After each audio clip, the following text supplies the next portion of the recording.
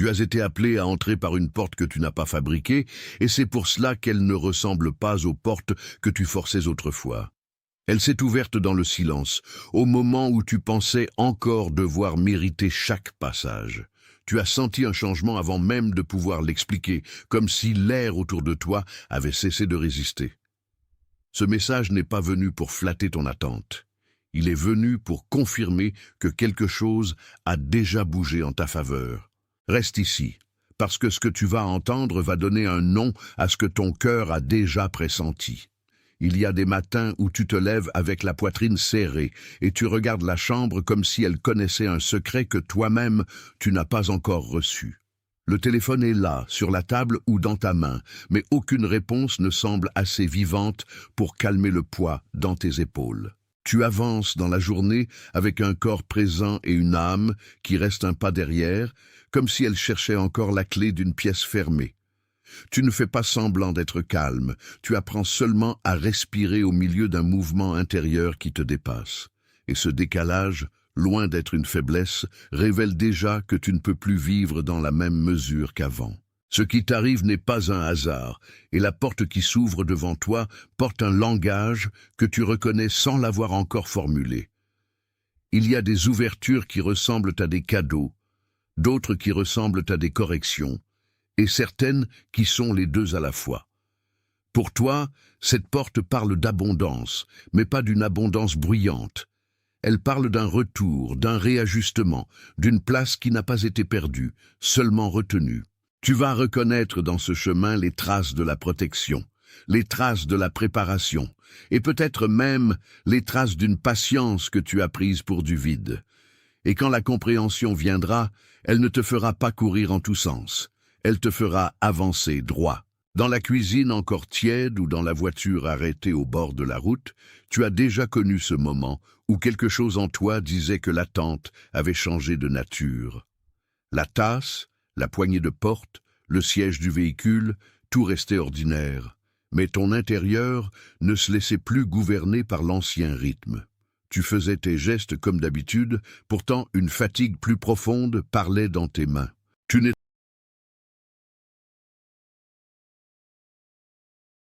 Attention, vous devez comprendre ce qui se passe. Maintenant, certaines personnes se sont éloignées. Certaines portes se sont fermées. Et des situations qui semblaient sûres ont commencé à changer sans explication. Ce n'est peut-être pas une coïncidence. Le protocole secret des élus a été créé pour ceux qui sentent que Dieu réorganise leur vie, mais qui ne comprennent pas encore la raison de tant de pertes, de silence et d'interruptions.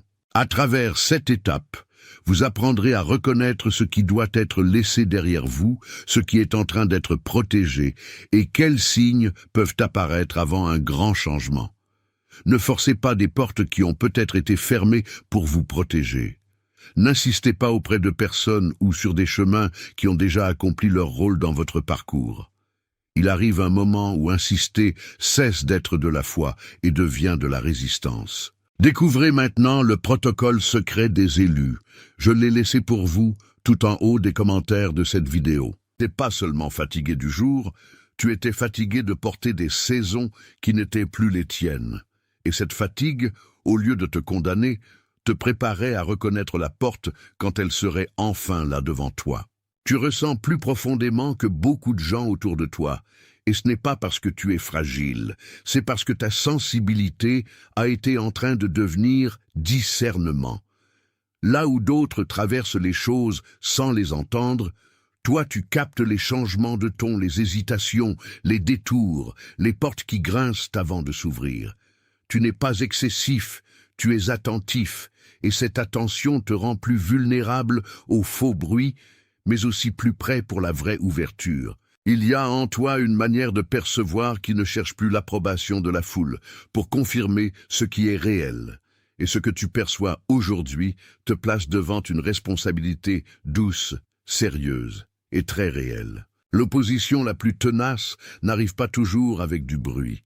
Elle entre parfois comme une distraction ordinaire, une urgence mensongère, un message de trop, une voix qui te pousse à douter de ce qui venait de t'apaiser.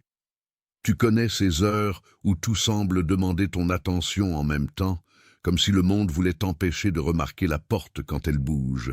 Un appel, une comparaison, un souvenir, une attente déplacée peuvent te tirer hors de la présence calme où la vérité se reconnaît. Le danger n'est pas seulement dans ce qui t'attaque de l'extérieur, mais dans ce qui te vole le silence dont ton cœur a besoin. Et quand le silence est volé, l'abondance peut déjà être là sans que tu la vois. Il y a un écho ancien dans ce que tu vis, comme celui d'une main qui a été protégée dans une nuit trop longue avant d'apprendre le chemin du jour. Tu peux penser à Joseph dans la maison fermée, ou à la porte qui ne s'ouvre qu'au moment exact où le passage n'est plus une menace mais une mission. La scène change, mais le principe reste le même. Ce qui semblait retardé était en train d'être gardé. Toi aussi, tu n'as pas été oublié dans l'attente, tu as été travaillé par elle. Et ce qui s'ouvre maintenant n'arrive pas pour te surprendre, mais pour te replacer. Si tu fais semblant que rien ne se passe, tu risques de répéter le même cycle avec un autre décor et la même fatigue au fond de la gorge. Tu risques de continuer à appeler fermement ce qui t'épuise, simplement parce que cela t'est devenu familier. Quand une porte est près de s'ouvrir, l'ancienne manière de survivre devient souvent plus bruyante que la voix de la paix.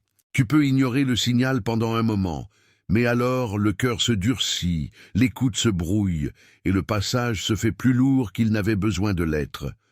Ce n'est pas une menace, c'est un avertissement tendre. Ce que tu ne reconnais pas aujourd'hui te demandera demain plus d'énergie qu'il n'en faut maintenant. Si l'une de ces traces a résonné en toi, si ton souffle a changé quand tu as entendu parler de cette porte, écris dans les commentaires 888. Ce n'est pas un code magique. C'est une manière simple de dire que tu reconnais l'abondance qui se présente sans bruit.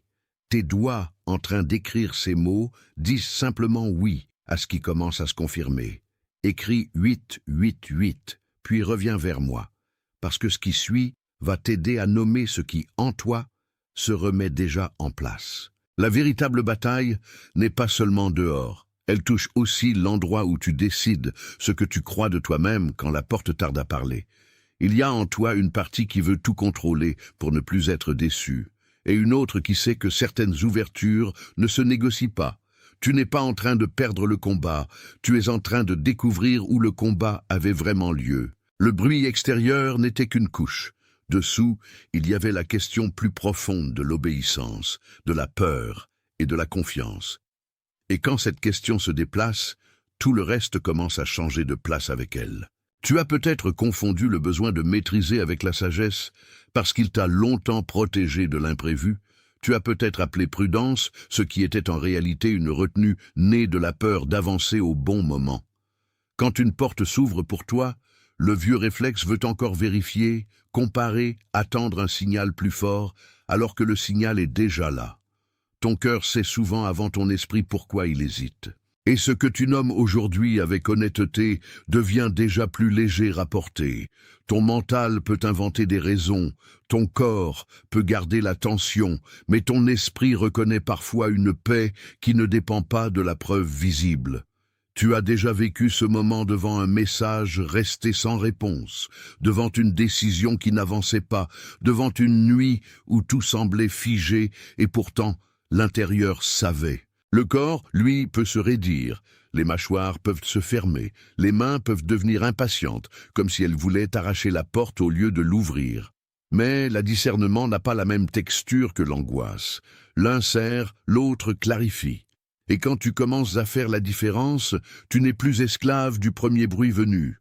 Il y a aussi des lieux et des conversations qui résistent à ta transformation, non pas parce qu'ils sont mauvais en eux-mêmes, mais parce qu'ils aiment l'ancien toi qui s'excusait plus qu'il ne respirait. Certains regards veulent te ramener à une version de toi qui attendait toujours la permission de bouger. Certaines pièces absorbent ton énergie avant même que tu te rendes compte que tu es entré avec trop de charge. Tu n'as pas à accuser tout le monde, mais tu as à discerner ce qui t'affaiblit et ce qui t'élargit. Et cette distinction est déjà une partie de la porte de l'abondance. L'opposition sait se déguiser en fatigue, en urgence, en confusion utile, en petites obligations qui te laissent sans espace intérieur. Elle t'accueille avec des choses à faire, puis elle remplit la journée de manière à ce que tu n'aies plus de marge pour entendre l'invitation. Elle te demande de répondre vite, de te disperser, de dire oui avant de savoir à quoi tu réponds. Elle sait très bien qu'un cœur épuisé accepte plus facilement ce qu'un cœur reposé refuserait doucement. C'est ainsi qu'elle tente de transformer le chemin en bruit, alors que la porte elle-même demande du calme. Il vient un moment où tu ne négocies plus avec ce qui t'a déjà été montré, même si cela était discret au départ. Tu comprends que repousser ce moment ne te protège pas. Cela ne fait que prolonger la tension entre la vérité et tes anciennes habitudes. Il y a une ligne intérieure que tu franchis quand tu cesses de demander si tu as le droit d'avancer. Tu n'attends plus que tout soit parfait. Tu reconnais simplement que la porte n'a pas besoin de ta peur pour rester ouverte. Et ce basculement est souvent la première vraie forme de richesse. Imagine maintenant un seuil, une porte de bois épais ou de métal simple, pas décorative mais solide, avec sa poignée froide et son silence de passage. Tu es resté longtemps devant elle, sans savoir si elle était pour toi. Et pourtant, elle n'a jamais cessé d'être là. Le seuil parle de ce qui sépare l'attente de l'occupation, le désir de la réception, la promesse de son accomplissement. Ce n'est pas une image de spectacle, c'est une image de responsabilité. Quand la porte s'ouvre, la question n'est plus seulement de regarder, mais d'entrer. Et plus tu restes avec cette image, plus tu comprends que l'abondance n'est pas une illusion lointaine, mais une invitation présente. Il y a eu une saison où tu regardais cette porte de loin, comme on regarde une possibilité trop belle pour être crue. Tu étais presque habitué à voir les choses te frôler sans se donner entièrement. Le seuil te rappelait ce mélange de désir et de retenue qui te coupait parfois en deux. D'un côté, tu voulais entrer, de l'autre, tu te préparais déjà à perdre ce que tu n'avais pas encore reçu. Le corps porte ce tiraillement dans les épaules, dans le ventre, dans la façon de se tenir avant même de parler. Mais une porte qui reste fermée trop longtemps n'annule pas sa destination, elle ne fait que préparer l'instant où ton pas devra enfin l'honorer. Cette porte s'est aussi formée dans tes saisons anciennes, quand tu pensais que le retard était seulement une privation et non une protection. Tu as appris à attendre dans des couloirs intérieurs où personne ne voyait ton espérance, et cette attente a façonné ta manière de reconnaître le vrai. Il y a des choses que tu n'aurais pas pu porter plus tôt, et la porte le savait avant toi. Ce n'était pas une fermeture pour te punir, c'était une maturation pour te garder. Et ce que tu appelles aujourd'hui abondance porte aussi la mémoire de ce qui t'a préparé à ne pas le gâcher. Il y a eu des pressions autour de cette porte, des voix qui voulaient te faire croire que tu n'étais pas prêt ou que ce passage n'existait que pour les autres. Certaines habitudes ont tenté de remettre un cadenas sur ce qui était déjà annoncé. Tu as senti ses forces quand tu t'éparpillais, quand la distraction sonnait plus fort que la confiance. Pourtant, même le sceau n'a pas réussi à effacer la direction. Et si la porte est restée, c'est aussi parce qu'elle n'obéit pas aux peurs qui l'entourent.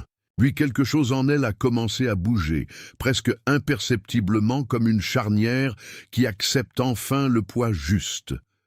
Tu l'as senti dans le cœur avant de le voir dans les circonstances, un peu comme on sent la pluie avant qu'elle ne touche le sol. Ce qui était fermé, sans être détruit, commence à s'ouvrir sans fracas. La lumière change d'angle, l'air circule autrement, et ton intérieur cesse d'être seulement en attente. Ce n'est pas encore la foule de l'accomplissement, mais c'est déjà le son du passage. Si cette image de la porte qui se met en mouvement a touché une place que tu gardais en silence, écris dans les commentaires « Je vois cela ». Laisse cette reconnaissance se fixer là où elle est arrivée, sans la repousser ni la réduire. Ce n'est pas une formule de plus, c'est un témoin écrit de ce que ton cœur a déjà commencé à comprendre. Écris « Je vois cela », puis reviens vers moi, parce que le mouvement ne s'arrête pas à la reconnaissance. Il te conduit plus loin, vers l'espace où la porte devient traversée. Et maintenant, la porte ne parle plus seulement d'attente. Elle parle d'un seuil que tu ne peux plus contourner sans te perdre toi-même. Ce n'est pas seulement ce qui est devant toi qui change. c'est la manière dont tu te tiens devant ce qui t'appelle. Tu sens peut-être encore la résistance ancienne, cette habitude de rester à distance pour ne pas être déçu. Mais la porte, elle, ne te demande pas de te garantir, elle te demande de répondre. Et il y a une force paisible dans ce moment où répondre devient plus naturel que fuir. La vraie question n'est plus de savoir si la porte est réelle, mais si tu acceptes d'habiter ce qu'elle ouvre. Tu peux rester à l'extérieur avec l'ancienne prudence, ou tu peux laisser la confiance devenir plus grande que la retenue. Le corps sait ce que l'esprit redoute, et parfois il tremble non pas parce qu'il y a danger, mais parce qu'il y a passage. Tu n'es pas obligé de comprendre tout le plan avant de poser le pied. Et c'est souvent ainsi que l'abondance cesse d'être une promesse abstraite pour devenir un lieu où tu entres. Tu commences à voir que ce qui t'était refusé était parfois seulement réservé au bon moment, et cette nuance change tout. Une porte qui s'ouvre au temps juste n'est pas une consolation. Elle est une sagesse en action. Ce que tu reçois maintenant a la texture de la paix parce qu'il n'est plus en conflit avec qui tu deviens. Les anciennes peurs voulaient te faire croire que tu devais tout forcer. Mais la vérité te montre que certaines entrées se reconnaissent et se traversent. Et ce passage-là te demande moins de tension et plus de présence. Il y a une différence entre rester debout devant la porte et la scruter jusqu'à l'épuisement, et la laisser devenir le lieu d'une décision tranquille. La première attitude use ton âme, la seconde l'ordonne. Tu n'es pas en train de supplier l'univers. Tu es en train de consentir à ce qui se dévoile. Le cœur qui consent n'est pas passif, il est aligné. Et dans cet alignement, la porte cesse d'être un mystère menaçant pour devenir une invitation honorable. La porte n'est pas là pour te faire oublier la route, mais pour récompenser la fidélité que tu as gardée sans témoin. Elle honore les heures où tu as continué à faire ce qui était juste, alors que personne ne semblait confirmer le chemin. Elle voit ce que les autres n'ont pas vu, et elle ne te demande pas de payer une seconde fois pour entrer. L'abondance vraie ne te vole pas ton identité, elle la rend visible. Et ce qui est visible maintenant ne te condamne plus à l'ombre. Tu n'es pas en train d'inventer cette ouverture, tu es en train de la reconnaître. Il y a des choses que tu aurais prises pour de simples coïncidences avant, mais qui prennent maintenant la forme nette d'une direction. Le seuil devant toi ressemble à une réponse qui a attendu d'être nommée.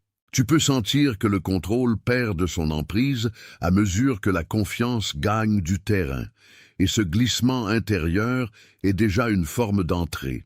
Quand tu te réveilles maintenant, le silence n'a plus tout à fait la même densité qu'avant. Le lit, la fenêtre, la lumière du matin ou l'obscurité de la nuit semblent moins hostiles à ce qui se construit en toi. Tu ne cherches plus à remplir chaque espace vide, parce que tu comprends qu'un espace vide peut être un seuil et non une perte.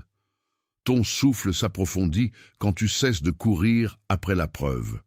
C'est là que la porte intérieure commence à répondre à la porte extérieure. Le monde autour de toi peut rester bruyant, mais tu apprends à ne plus mesurer ta vérité à ce bruit.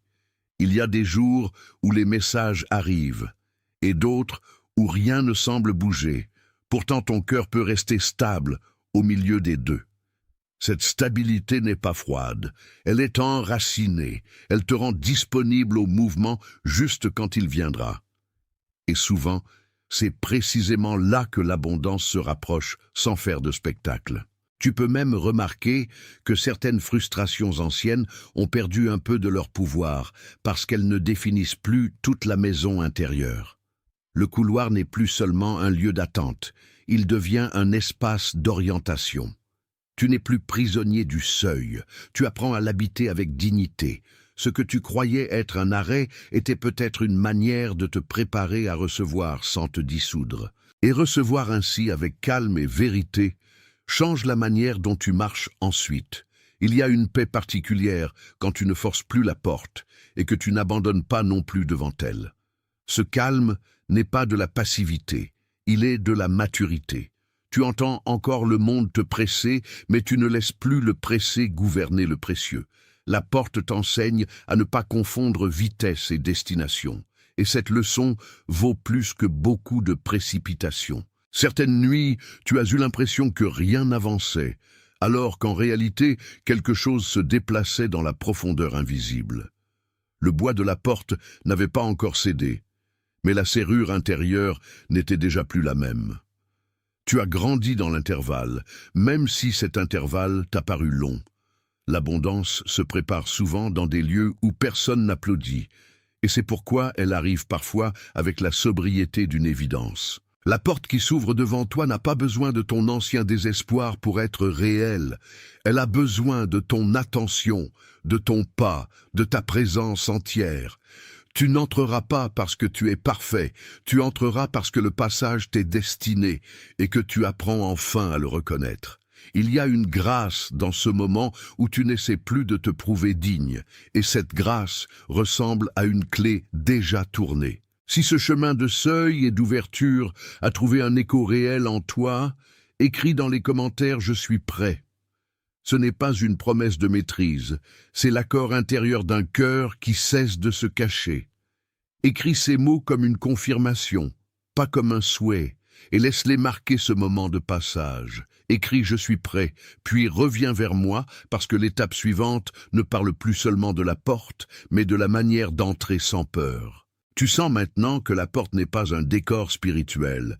Elle est un appel concret à cesser de vivre comme si l'abondance appartenait toujours à plus tard. Dans ta chaise, dans ton pas, dans tes habitudes les plus simples, quelque chose apprend à répondre autrement. Tu n'es plus seulement celui qui espère, tu deviens celui qui s'accorde. Et cet accord a une puissance discrète, presque silencieuse, mais très réelle. Parce qu'une porte ouverte ne sert à rien si le cœur reste à l'extérieur. Entre sans t'excuser d'avoir attendu. Entre sans t'endurcir pour te protéger, car la dureté peut fermer ce qui t'a été offert avec douceur. Entre avec la mémoire de tout ce que tu as traversé, mais sans te laisser gouverner par lui. La porte ne te demande pas de nier le chemin, elle te demande de le franchir. Et quand tu le franchis avec paix, ce qui t'attend de l'autre côté n'est plus une théorie, mais une place. Il y a des gestes simples qui te ramènent à cette vérité, comme poser la main sur la porte avant de répondre au bruit, ou rester 1 minute de plus dans le silence avant d'ouvrir la journée. Tu peux apprendre à vérifier si la paix s'élargit ou si elle se retire. Ce petit discernement est une pratique humble, mais il garde ton pas droit. Il t'aide à distinguer ce qui ouvre vraiment de ce qui excite seulement l'urgence. Et cette distinction protège l'abondance de la confusion. Une autre pratique te vient quand tu notes, sans te justifier, ce qui nourrit et ce qui vide. Tu regardes les échanges, les lieux, les heures, et tu vois où ton âme respire et où elle se contracte. Cette attention n'est pas du contrôle, c'est de la stewardship, de la garde intérieure. Elle t'empêche de remettre la clé à ce qui t'avait déjà épuisé. Et plus tu gardes cela, plus la porte reste vraiment une porte et non une répétition. La protection ne ressemble pas toujours à un mur visible. Elle ressemble parfois à une limite claire, à un retard qui t'évite une perte, à un non qui t'empêche de te disperser. Tu as peut-être voulu appeler cela blocage alors que c'était sauvegarde. Certaines fermetures étaient en réalité des gardes du passage. Et maintenant, même ce qui s'est fermé autrefois prend sens dans la lumière de ce qui s'ouvre. L'abondance mûre ne méprise pas les limites, elle les remercie. Le choix qui s'impose à toi n'est pas spectaculaire, mais il est décisif. Tu peux continuer à expliquer ton attente, ou tu peux commencer à la vivre comme une préparation accomplie. Tu peux garder la posture de celui qui mendie à la porte, ou adopter la dignité de celui à qui l'on a déjà répondu. Ce n'est pas la même vie, ni le même souffle, ni la même paix.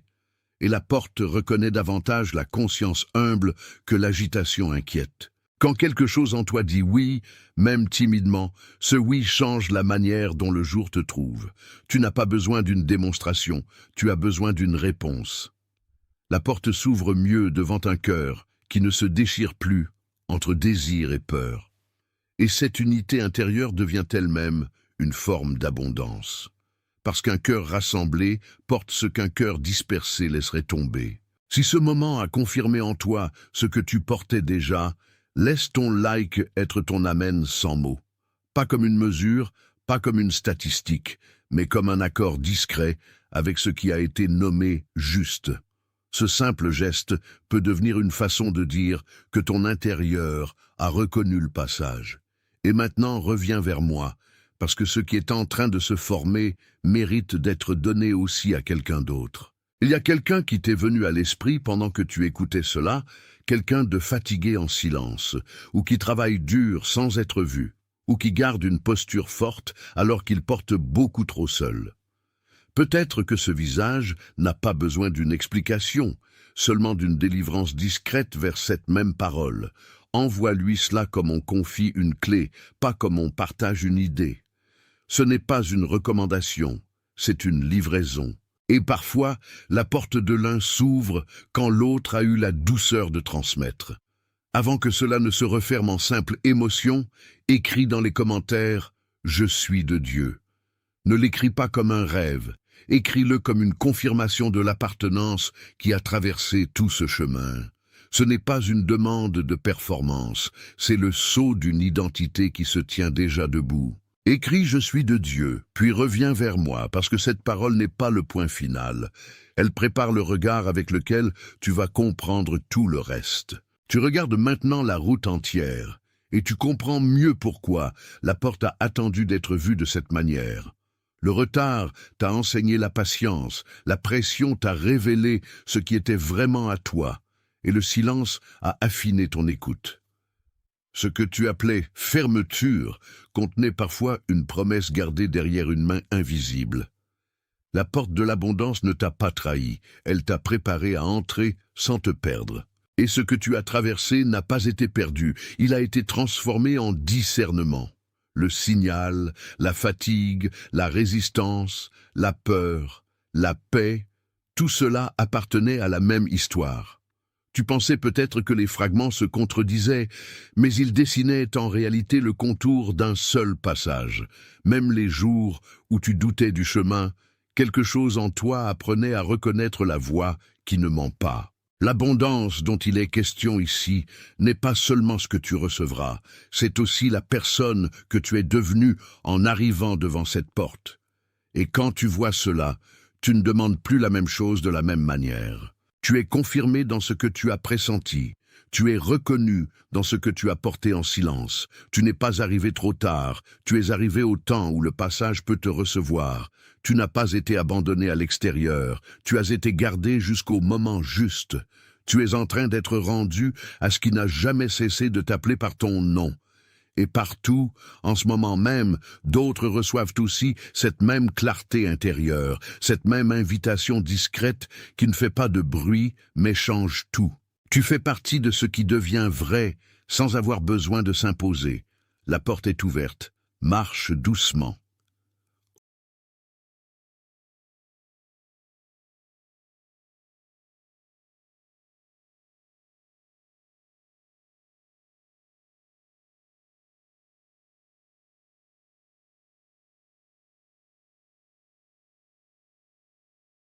Attention, vous devez comprendre ce qui se passe. Maintenant, certaines personnes se sont éloignées. Certaines portes se sont fermées. Et des situations qui semblaient sûres ont commencé à changer sans explication. Ce n'est peut-être pas une coïncidence. Le protocole secret des élus a été créé pour ceux qui sentent que Dieu réorganise leur vie, mais qui ne comprennent pas encore la raison de tant de pertes, de silence et d'interruptions. À travers cette étape, vous apprendrez à reconnaître ce qui doit être laissé derrière vous, ce qui est en train d'être protégé, et quels signes peuvent apparaître avant un grand changement. Ne forcez pas des portes qui ont peut-être été fermées pour vous protéger. N'insistez pas auprès de personnes ou sur des chemins qui ont déjà accompli leur rôle dans votre parcours.